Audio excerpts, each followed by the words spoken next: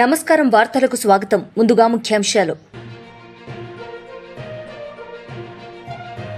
మాజీ మంత్రి విడుదల రజని మీడియా సమావేశం, పలు అంశాలపై వివరణ.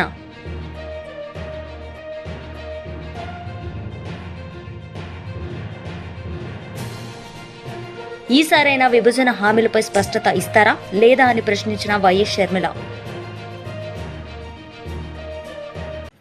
మాజీ మంత్రి విడుదల రజని మీడియా సమావేశం నిర్వహించారు. ఈ సందర్భంగా పలు అంశాలపై ఆమె మాట్లాడారు. ఈ సంవత్సర కాలంగా అనేక కార్యక్రమాల్లో భాగంగా జగన్మోహన్ రెడ్డి గారు రాష్ట్రంలో అనేక డిస్ట్రిక్ట్స్కి రకరకాల కార్యక్రమాలలో భాగంగా టూర్ చేయడం జరుగుతూ ఉంది. మొన్న పల్నాడులో సత్తెనపల్లి నియోజకవర్గానికి సంబంధించి జగన్మోహన్ రెడ్డి గారు యొక్క రాక ఒక ప్రత్యేక పరిస్థితుల్లో ఒక ప్రత్యేకమైనటువంటి టూర్గా మనం చూడాల్సినటువంటి అవసరం ఉంది. ఎందుకంటే రిజల్ట్స్ వచ్చిన ఎంబటే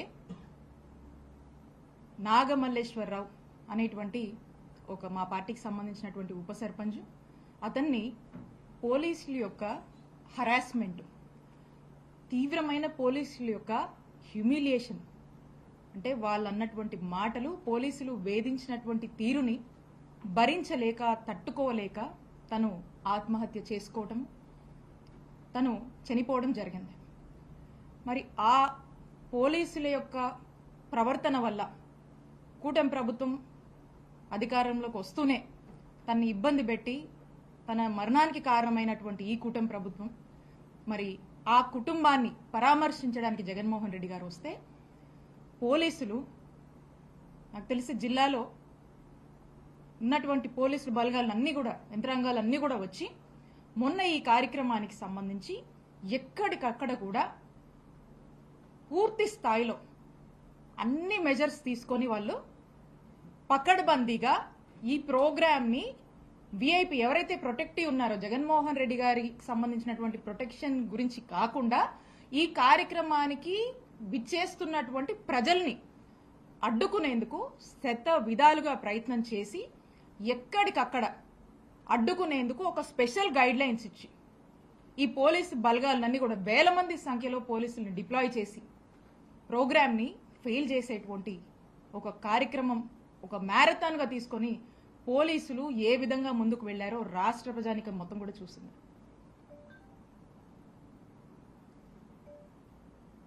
ఒక 100 మందితోనే ఈ ప్రోగ్రాం చెయ్యాలని, ఎక్కడి నుంచి జనం వస్తున్నా కూడా వాళ్ళందరినీ ఆపేందుకు ఎంతగా దిగజారి ప్రయత్నాలు పోలీసు వారు చేశారంటే, ఉన్నటువంటి ట్రావెల్ ఏజెన్సీస్ ఫోన్ చేసి మీరు కార్లు ఇవ్వద్దు, జనాన్ని తోలడానికి గనక మీరు ఏమన్నా కార్లు గనక ఏదైనా వెహికల్స్ గనక ఇస్తే వాటి మీద కేసు పెడతాం, ఆ వెహికల్స్ అన్ని కూడా సీజ్ చేస్తామని వార్నింగ్స్ ఇవ్వటం. ఆటో యూనియన్లకు ఫోన్ చేసి మీరు గనక మీ ఆటోలు గనక ప్రొవైడ్ చేస్తే వాళ్ళందరినీ కూడా ఆ ఆటో యూనియన్కి సంబంధించి ఆటోలన్నింటినీ కూడా సీజ్ చేస్తామని చెప్పటము. అలాగే పెట్రోల్ బంక్స్ని కూడా ఓపెన్ పెడితే ఎక్కడ జనము అధిక సంఖ్యలో బైక్స్లో మరి తరలి వస్తారేమో అని చెప్పేసి పెట్రోల్ బంక్స్ని కూడా మూసివేయటము. అలా అవకాశం ఉన్న ప్రతి చోట కూడా అవకాశం ఉన్నటువంటి తీసుకొని ప్రజల్ని ఈ కార్యక్రమానికి దూరం చేసేందుకు చేయనటువంటి ప్రయత్నం అంటూ ఏదీ లేదు. అయినప్పటికీ కూడా ఎంతో పెద్ద ఎత్తున తండోపతండాలుగా జనం వచ్చి, ఇంత పెద్ద ఎత్తున జగన్మోహన్ రెడ్డి గారికి స్వచ్ఛందంగా జనం వచ్చి, ఎక్కడా కూడా మా పల్నాడు జిల్లాలో ఎక్కడ ఏ ఇన్ఛార్జ్ కూడా ఎవ్వరం కూడా ఒక కార్లు పెట్టడం కానీ, జనం మొబిలైజేషన్కి సంబంధించి వాళ్ళకు ఒక ఆయిల్ ప్రొవైడ్ చేయడం కానీ, వాళ్ళకి ఏదైనా ఆటోలో లేకపోతే other means of transport provide చేయడం కానీ ఎక్కడ కూడా జరగలేదు. ఎందుకంటే ఈ దేశంలోనే అత్యంత జనాదరణ, ఒక చరిష్మా ఉన్నటువంటి నాయకులు కొంతమంది ఉంటే, అందులో మన ఆంధ్రప్రదేశ్ రాష్ట్రం నుంచి ఎంతో పెద్ద ఎత్తున ప్రజాదరణ ఉన్నటువంటి నాయకుడు మా నాయకుడు జగన్మోహన్ రెడ్డి గారు. జగన్మోహన్ రెడ్డి గారు అంటేనే జనం. జగనన్న అంటే he's the man of masses. Jagananna he's the crowd puller. Jagananna అంటే హెస్ ద పీపుల్స్ పర్సన్. మరి ఇంత చరిష్మా ఉండి, ఇంత ప్రేమాభిమానాలు, జనాదరణ ఉన్నటువంటి ఒక గొప్ప నాయకుడు జగన్మోహన్ రెడ్డి గారు చాలా అరుదుగా చూస్తుంటాం మనం. అలాంటి ఒక గొప్ప నాయకుడు, అలాంటి ఒక చరిష్మా ఉన్నటువంటి నాయకుడు వస్తే జనాన్ని మనం తోలాల్సిన పని లేదు. జనానికి జస్ట్ ప్రోగ్రామ్ ఇది, ఇక్కడికి విచ్చేస్తున్నారు అనే ఒక జస్ట్ ఆ ఇన్ఫర్మేషన్ ఉంటే చాలు, స్పాంటానియస్ గా, న్యాచురల్ గా, తండోపతండాలుగా ఎంతో మంది జనం తరలి వచ్చి ఆయన్ని చూసి వెళ్దాం, దగ్గరగా చూసి వెళ్దాం అని వచ్చేటువంటి ప్రజలు మరి ఇదే రకంగా సత్తెనపల్లిలో కూడా అంత పెద్ద ఎత్తున జనం వాళ్ళ యొక్క ప్రేమాభిమానాలతో వచ్చి ఈ ప్రోగ్రామ్ని పెద్ద సక్సెస్ చేశారు. Not even caring any of the restrictions of the పోలీసులు ఆ ముందర చూసాం మనం, మాతో సహా మండల స్థాయి నాయకులు, గ్రామ స్థాయి నాయకుల వరకు కూడా కంటిన్యూస్గా నోటీసులు ఇస్తూ, బెదరగొడుతూ, భయపెడుతూ, రేపు వస్తే కేసులు కడతారేమో, రేపు ఏం జరుగుతుందో అనేటువంటి ఒక కన్ఫ్యూజన్లో పెట్టి, ప్రోగ్రామ్ అసలు ఉందా లేదా అనేటువంటి ఒక కన్ఫ్యూజన్ ఇంకొక దశలో క్రియేట్ చేసి ఎంత అడ్డం పడ్డారో ఆ అడ్డాలన్నీ కూడా తొలగించుకొని చుట్టూరా ఎక్కడ పడితే అక్కడ బార్కేడింగ్స్ పెట్టారు.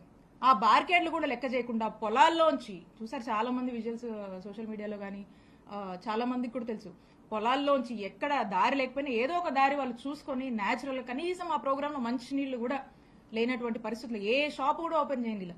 మాజీ ఎమ్మెల్యే జీవన్ రెడ్డి మీడియా సమావేశం నిర్వహించారు. ఈ సందర్భంగా పలు అంశాలపై ఆయన మాట్లాడారు.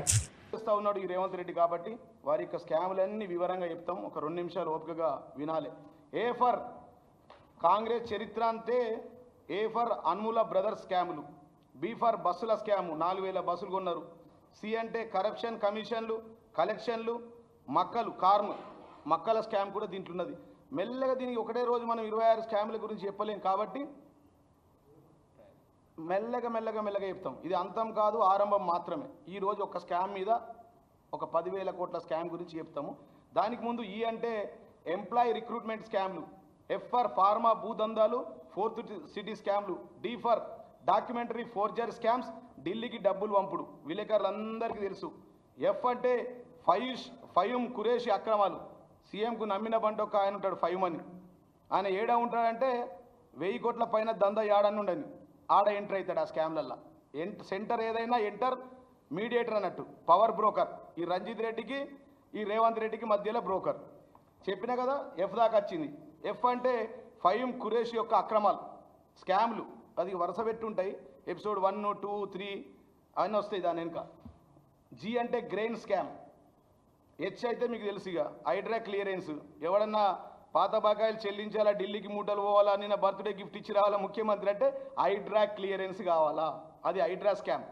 హైడ్రా ఎందుకు వచ్చింది, ఏడగుల కొడుతురు, స్వయంగా ఎమ్మెల్యేలు కూడా హైకోర్టులో పిల్ రిట్ వేయాల్సిన అవసరం ఏర్పడ్డది వాళ్ళకి. కాబట్టి ఈ హైడ్రా కలెక్షన్ స్కామ్, హెలికాప్టర్ టూర్లు, హైడ్రా క్లియరెన్స్. హెచ్ అంటే, ఐ అంటే ఇందిరమ్మ ఇండ్లు, సత్యనారాయణ పేరు మీద కూడా స్కాములు చేస్తున్నారు. ఏ లీడర్ అడిగి ఇలా 50,000 30,000 లేనిది ఇండ్లు ఇస్తలేరు, అది ఇందిరమ్మ ఇండ్ల కుంభకోణం. జే అంటే జలయజ్ఞం పేరుతో ధనయజ్ఞం, మంత్రులు అధికారులు జైళ్ల పాలయ్యారు ఈ స్కామ్లు. కే అంటే అదిగా వాల్మీకి కర్ణాటక కోఆపరేటివ్ స్కామ్ ద్వారా రేవంత్ రెడ్డి అకౌంట్లోకి 45 కోట్లు వచ్చినాయి అఫీషియల్గా ఎంపీ ఎలక్షన్లో, అదొక స్కామ్. ఎల్ అంటే లియోనియా రిసార్ట్ స్కామ్, 10,000 కోట్లది. ఇది అతిపెద్ద స్కామ్, వైట్ కాలర్ క్రైమ్. దాని గురించి ఇప్పుడు మీకు చెప్పబోతా, విత్ డాక్యుమెంట్స్ ఎవిడెన్స్ ప్రూఫ్తో అది ఉంది. ఏమైంది, ఎంత అయింది, ఎంతకు వచ్చింది, దాంట్లో మాజీ ఎంపీ రంజిత్ రెడ్డి ఏమున్నాడు, ముఖ్యమంత్రి బ్రదర్స్ ఏమున్నారు, పవర్ బ్రోకర్ ఇటీవల ఫేమస్ అయిన అందాల పోటీలో ఫేమస్ అయినటువంటి మన ఫయూమ్ ఖురేషి ఉన్నాడు దాంట్లో, దాన్ని వివరంగా చెప్తా. ఎం అంటే మైనింగ్ మాఫియా, 4,500 క్రషర్లు. మనం అప్పట్లో ఐఎన్సీసీ భూమిలో బొగ్గు కుంభకోణం. ఇప్పుడు ఈ భూమిలో తెలంగాణలో ఏంటంటే మట్టిని, నల్లమట్టి ఆర్మూర్లా ఒక 50,000 టిప్పర్లు అమ్ముకున్నారు, 4,500 క్రషర్లు, ఇసుక దందా. ఎక్కడికక్కడ ఎమ్మెల్యేలు ఎక్కడికక్కడ కాంగ్రెస్ వాళ్ళు పంచుకుంటారు, అది మైనింగ్ మాఫియా స్కామ్. ఇక నేషనల్ హెరాల్డ్ స్కామ్ అయితే మనం స్వయంగా మన ముఖ్యమంత్రి రేవంత్ రెడ్డి గారే వారు A3 ఉన్నారు దాంట్లో, అది మీ మీడియా మిత్రులకు ప్రత్యేకంగా చెప్పాల్సిన అవసరం లేదు. ఆఫర్ స్కామ్లు, ఆన్లైన్ బెట్టింగ్లు, ఓ అంటే ఆఫర్ స్కామ్లు, ఆన్లైన్ బెట్టింగ్ మన దాకా రావు, అవి అక్కడిదక్కడనే ముఖ్యమంత్రి ఆఫీస్లో ఈ మధ్యవర్తులతో సెట్టింగ్ అవుతూ ఉంటాయి. ఈస్ట్ వెస్ట్ నార్త్ సౌత్ లెక్క 4 అడ్వైజర్లు ఉన్నారు, 4 మహా మోసగాళ్ళు అన్నట్టు వాళ్ళు వాళ్ళకి కూడా వరుస పెట్టి చెప్తాం. P paddy scam pharma scam, P for paddy scam pharma scam, Q క్వారీల scam granite and sand, R for rice and Rohini minerals. ఈ రైస్ అండ్ రోహిణి మినరల్స్లో ఇప్పుడు రంజిత్ రెడ్డి ఆయన గురించి కూడా వరుస పెట్టి స్కామ్లు ఉన్నాయి. ఈ పార్టీ నుంచి ఆ పార్టీకి ఓనికే మొదట 500 కోట్లతో పోయిండు. ఈ మధ్య మీడియాలో కూడా బాగా తిరుగుతూ ఉన్నది.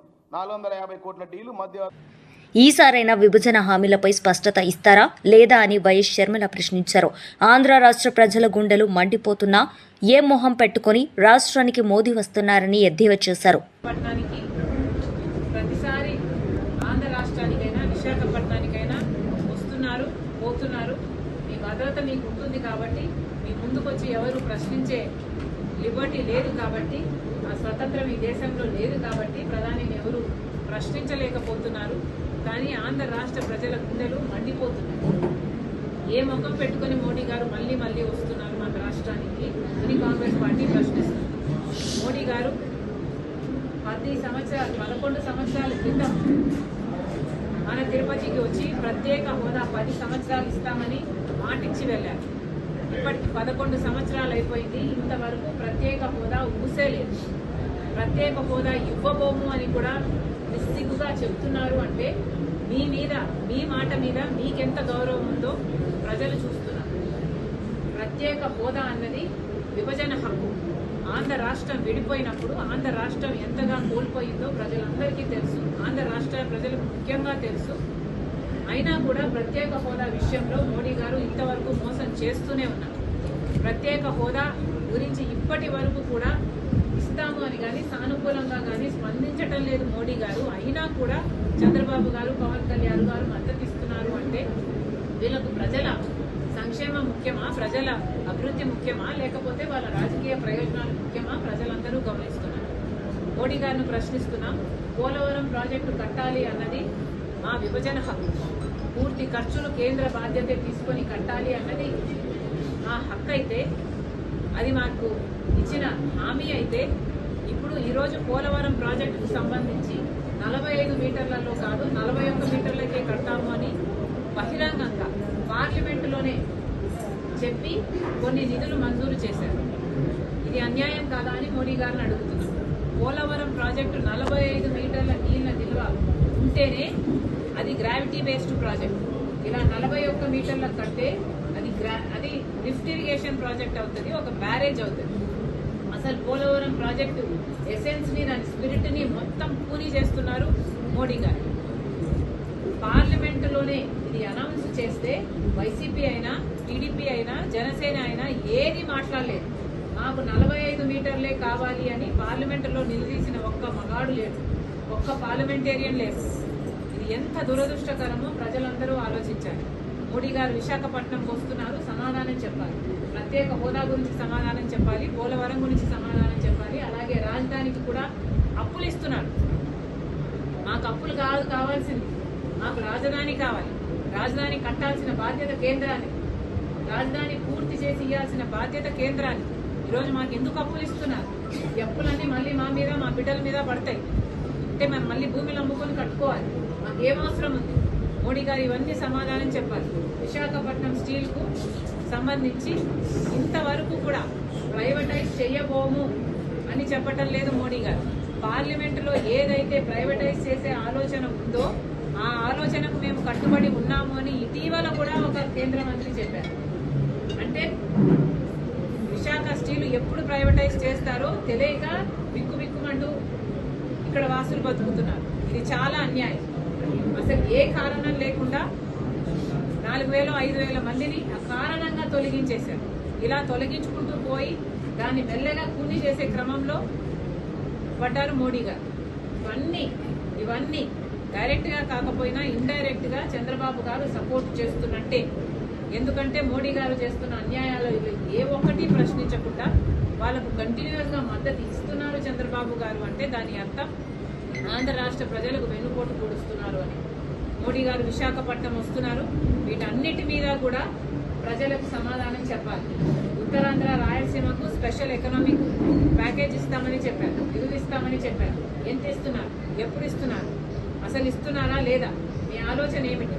అసలు ఏ దానికి సమాధానాలు చెప్పకుండా ప్రజలకు ఏ భరోసాను ఇవ్వకుండా ఈ పార్టీ మీరు వస్తున్నారు. ఇప్పుడు యోగాంధ్ర అంట అవసరమా? ప్రజలకు ఏం అవసరం అండి? అది కదా మీరు చేయాల్సింది. ప్రజల పల్సును, ప్రజల నాడిని అర్థం చేసుకోలేని నాయకులు మీరు ఏమి నాయకులు?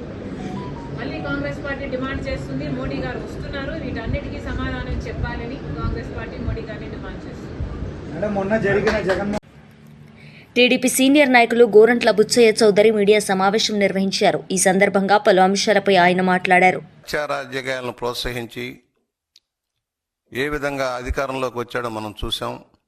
గోబెల్స్ ప్రచారం, తప్పుడు ప్రచారం ద్వారా అధికారంలోకి వచ్చి అరాచకం సృష్టించి ప్రజాస్వామ్య హక్కులు హరించి రాజ్యాంగేతర శక్తిగా మారి ఏ విధంగా రాష్ట్రాన్ని భ్రష్టు పట్టించాడో మనం చూసాం. సంవత్సరం అవుతుంది అధికారం కోల్పోయి.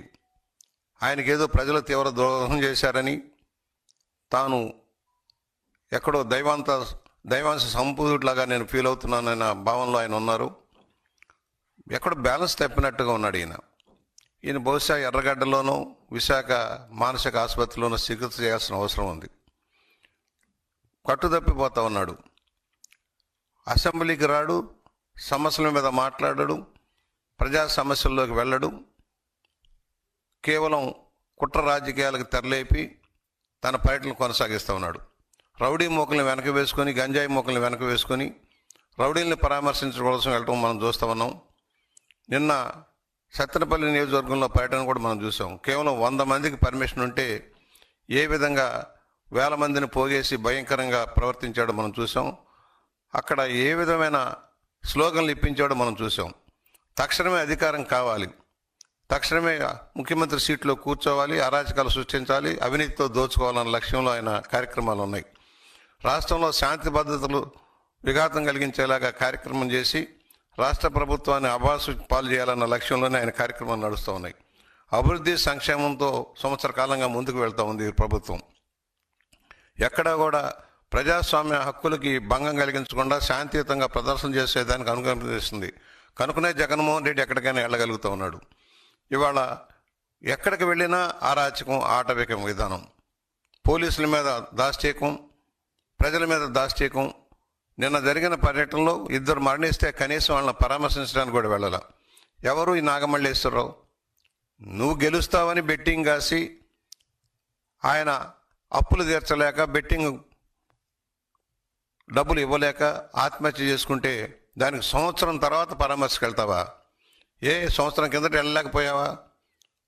తెలుగుదేశం ప్రభుత్వం రాకముందు జరిగిన సంఘటన తీసుకొచ్చి తెలుగుదేశం వల్ల చచ్చిపోయాడని చెప్పే దౌర్భాగ్య స్థితిలో నువ్వు ఉన్నావంటే, ఎక్కడైనా రైతులు కానీ ఎవరైనా పొరపాటున ఆత్మహత్య చేసుకుంటే దాన్ని అంతా కూడా ప్రభుత్వానికి పంపుతా ఉన్నావు. అది ప్రభుత్వం చేసే హత్యలుగా చిత్రీకరిస్తూ ఉన్నావు. నీ సొంత బాబాయిని హత్య చేయించి ఆ నేరాన్ని మాఫీ చేసుకోవడం కోసం నువ్వు పడుతున్న తిప్పలన్నీ మనం చూస్తూ ఉన్నాం. పరిటాల రవి హత్య దగ్గర నుంచి అనేక హత్యల్లో సంబంధం ఉన్న నీకు ప్రజాస్వామ్యాన్ని గురించి మాట్లాడే హక్కు లేదు. నిన్నేమంటావు నువ్వు? గంగమ్మ జాతరలో పొట్టేళ్ళు తరలినట్టు నరుకుతాం అని చెబితే అది తప్పే ఉందని అంటున్నావు. ప్రజాస్వామ్యానికి విఘాతం కలిగిస్తూ, అక్రమ విధానాలు తప్పుడు ప్రోత్సాహం చేస్తూ నక్సలైట్లుగా మారమని చెబుతున్నా నీకు ప్రజాస్వామ్యవాదులకి భంగం కలిగించే విధానంలో నువ్వు వెళ్తున్నావు. నీకు తగిన గుణపాఠం చెప్పాల్సిన పరిస్థితి ఆసన్నమైందని మనం చేస్తూ ఉన్నాం. ఆ దోపిడీ డబ్బుతో విచ్చలవిడిగా ఖర్చు పెట్టి న్యాయ వ్యవస్థను కూడా దెబ్బతీసేలాగా కార్యక్రమాలు చేసిన విధానాన్ని మేము మర్చిపోలేదు. ఇవాళ నువ్వు ఎక్కడికి వెళ్ళినా ఏదో ఒక అలజడి సృష్టించడం. నువ్వు అనంతపూర్ వెళ్ళినా, రాప్తాడు వెళ్ళినా, తెనాలి వెళ్ళినా ప్రతి చోట నువ్వు చేసే అరాచకం. పొగాకు రైతుల పరామర్శతో వెళ్ళావు. నేను అడుగుతాను, నువ్వేం చేసావు రైతులకి? 5 సంవత్సరాల్లో రైతు సంక్షేమం పట్టించుకున్నావా? నీటిపారుదల రంగాన్ని అభివృద్ధి చేసావా? 10 లక్షల కోట్లు అప్పు తెచ్చిన నువ్వు దోచుకున్నావే కానీ ఏం చేసావని? రైతులను ఎక్కడ ఆదుకున్నావు? పంటలకు గిట్టుబాటు ధర ఇప్పించావా? కొన్న ధాన్యానికి డబ్బులు ఇప్పించావా? ఏమీ లేదు కదా. సంక్షేమం మేము ముసుగులో దోపిడీ చేసావు. కనీసం దళితులకి, బలహీన వర్గాలకి, మైనార్టీలు అనేక వర్గాలకి ఇస్తున్న సెల్ఫ్ ఫైనాన్స్ స్కీములన్నా ఇంప్లిమెంట్ చేసావా నువ్వు? అన్ని రంగాలని భ్రష్టు పట్టించావు. ఇవాళ అర్జెంటుగా అధికారంలోకి రావడం కోసం నీ రౌడీ మోకల్ని అంటేసుకొని కార్యక్రమాలు చేస్తూ కేంద్ర మంత్రి కిషన్ రెడ్డి మీడియాతో నవ్వుతూ నిర్వహించారు. ఈ సందర్భంగా పలు అంశాలపై ఆయన మాట్లాడారు. సిబ్బంది యొక్క ఫోన్ కూడా ట్యాప్ చేయడం జరిగింది. ఈరోజు భారతీయ జనతా పార్టీ నాయకుల ఫోన్లు ట్యాప్ చేయడం జరిగింది. భారతీయ జనతా పార్టీ కార్యాలయంలో పనిచేసేటువంటి సోషల్ మీడియా టీం యొక్క ఫోన్ నెంబర్స్ కూడా ట్యాప్ చేయడం జరిగింది. ఈ ప్రభుత్వము హైకోర్టులో చెప్పినట్టు హైకోర్టు యొక్క జడ్జీల ఫోన్లు, వ్యాపారస్తుల ఫోన్లు, సినిమా నటుల ఫోన్లు, ప్రతిపక్ష పార్టీల నాయకులు కార్యకర్తల ఫోన్లు, ఎన్నికైనటువంటి ప్రజాప్రతినిధుల ఫోన్లు కూడా అప్పటి బీఆర్ఎస్ ప్రభుత్వం ట్యాప్ చేస్తే ఇప్పటి వరకు కాంగ్రెస్ పార్టీ ప్రభుత్వము మరి వ్యవహారం చూస్తూ ఉంటే నేను కొట్టినట్టు చేస్తా, నువ్వు ఏడ్చినట్టు చేయన్నట్లుగా ఈరోజు కాంగ్రెస్ పార్టీ బీఆర్ఎస్ పార్టీ వ్యవహారం ఉంది. రెండు కలిసి నాటకాలు ఆడుతూ ఉన్నారు. ఈరోజు మనకు వస్తున్నటువంటి సమాచారం ప్రకారము కాంగ్రెస్ పార్టీ బీఆర్ఎస్ పార్టీ ఒక అండర్స్టాండింగ్ వచ్చారు. ఈ రాష్ట్రంలో ఏదో రకంగా భారతీయ జనతా పార్టీని అడ్డుకోవాలంటే మరి మనం ఏదో రకంగా నాటకాలు ఆడాలనే విధంగా ఒక అండర్స్టాండింగ్ వచ్చి వాళ్ళు కుట్రలు చేస్తున్న విషయం మనం చూస్తూ ఉన్నాం. ఖచ్చితంగా ఈ రెండు పార్టీల యొక్క నిజస్వరూపం మనం ప్రజల ముందు పెట్టాల్సినటువంటి అవసరం ఉంది. ఏదైతే బీఆర్ఎస్ పార్టీ టైంలో జరిగినటువంటి అవినీతి ఉందో, అక్రమాలు ఉన్నాయో, అధికార దుర్వినియోగం ఉందో, వీటన్నిటిని పట్ల కూడా మనం ఎప్పటికప్పుడు ప్రజల దృష్టి తీసుకెళ్లాల్సిన అవసరం ఉంది. ప్రజలను చైతన్యం చేయాల్సిన అవసరం ఉంది. కాంగ్రెస్ పార్టీ వైఫల్యాలను ఎండగట్టాల్సినటువంటి అవసరం ఉంది.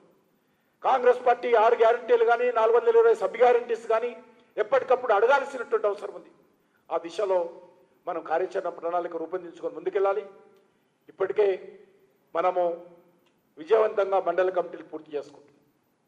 మండల కమిటీలో వచ్చినటువంటి కొత్త నూతన నాయకత్వం పార్టీ సిద్ధాంతాల పట్ల అవగాహన కల్పించి రానున్న రోజుల్లో మన మండల కమిటీలు, జిల్లా కమిటీలు పోరాటాలకు సిద్ధం కావాల్సినటువంటి అవసరం ఉంది.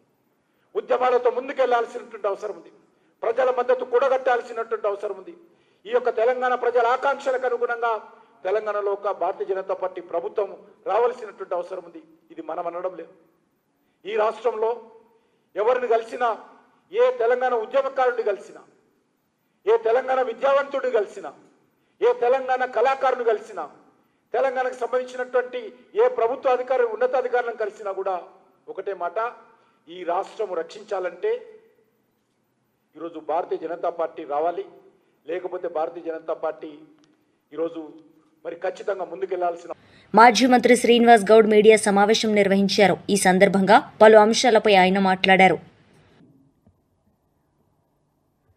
వర్షాలు పడి నదులు ఉప్పొంగి సముద్రంలో కలుస్తున్నాయి, కానీ ఆ నీళ్ళను నింపాలన్నటువంటి ధ్యాస సోయవట్లేదు. ఇలా జూరాల ప్రాజెక్ట్ నుంచి జూరాల కెపాసిటీ యాక్చువల్గా 19 TMCలో డిజైన్ చేసేది దాన్ని, కానీ దాన్ని కుదించి 9 TMCల వరకు. 9 TMC రిజర్వాయర్ నుంచి ఒక బ్యాలెన్సింగ్ రిజర్వాయర్ నుంచి అన్నా దాని మీద ఆధారపడినటువంటి భీమా ఫేజ్ 1 కానీ, నెట్టెంపాడు కానీ, భీమా ఫేజ్ 2 కానీ, కోయిల్ సాగర్ కానీ, అదేవిధంగా లెఫ్ట్ మెయిన్ కెనాల్ కానీ, జూరాల నుంచి మొదలుకుంటే అక్కడ వనపర్తి వరకు కొత్త నీళ్ళు. వరద వస్తుంది అనగానే గతంలో ఎట్లుండేదంటే ఆలుమట్టి నారాయణపురం డ్యామ్ గేట్లు ఎత్తేసి అనగానే వెంటనే మేము అప్రమత్తమై నీళ్ళు వచ్చాగానే ఇక్కడ నుంచి మేము నీళ్ళు తీసుకుపోయేవాళ్ళం. పండుగలాగా చేసుకునేవాళ్ళం మేమందరం కూడా. పూలు జల్లి టెంకాయలు కొట్టి భీమా ఫేజ్ 1కు, భీమా ఫేజ్ 2కు, నెట్టెంపాడుకు, లెఫ్ట్ మెయిన్ కెనాల్కు, అటు సంగంబండ, ఇక్కడ కోయిల్ సాగర్, ఇవన్నీ నింపుకునేవాళ్ళం మేము. కానీ ఈరోజు దురదృష్టం ఏంటంటే, అరే నీళ్ళు వస్తున్నాయి, ఎప్పుడు జరగలే అంత తొందరగా నీళ్ళు, ఇంత తొందరగా వాటర్ ఎప్పుడు రాలా. మొత్తం హిస్టరీ చూస్తే చాలా తక్కువ సమయం, ఇప్పుడు జరిగింది ఒక 50 ఏళ్ళలో చూసుకుంటే. ఈరోజు వర్షాకాలం స్టార్ట్ కాగానే పైన ఎగువలో ఉన్నటువంటి కర్ణాటకలో ఉన్నటువంటి నారాయణపూర్, కర్ణాటకలో ఉన్నటువంటి ఆల్మట్టి ఆ డ్యాములు నిండడం, పైన వర్షాలకు అవి నిండడం, అవి గేట్లు ఎత్తేయడం, మరి జూరాలకు నీళ్ళు రావడం ఒక అదృష్టంగా మేము భావించినాం నీళ్ళు వస్తున్నాయంటే. దానికి ఒక రివ్యూ మీటింగ్ జరుగుతుందేమో అనుకున్నాం. ఇరిగేషన్ మంత్రి గారు రివ్యూ మీటింగ్ పెడతాడేమో. ముఖ్యమంత్రి గారు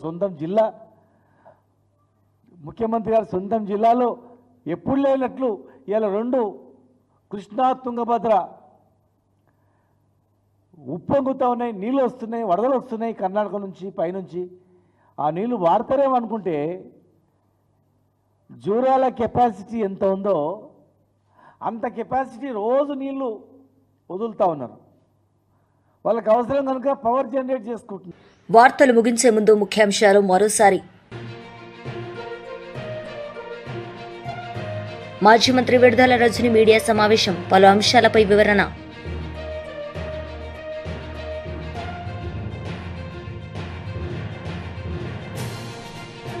ఈసారైనా విభజన హామీలపై స్పష్టత ఇస్తారా లేదా అని ప్రశ్నించిన వైఎస్ షర్మిల. ఈ వార్తలు ఇంతటితో సమాప్తం. తిరిగి ప్రసారమయ్యే వార్తల్లో మళ్ళీ కలుద్దాం. అంతవరకు సెలవు. నమస్తే.